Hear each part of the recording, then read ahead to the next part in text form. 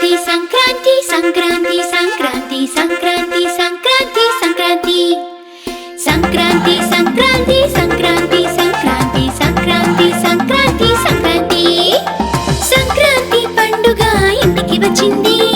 చుట్టాలు అందరినీ తీసుకొచ్చింది.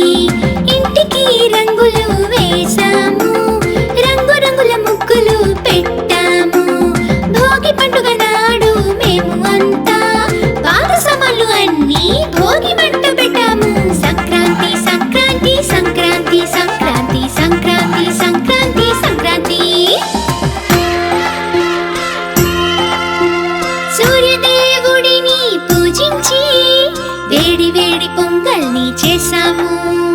పశువులకి రంగులు వేసేసి సంక్రాంతికి తయారు చేసాము.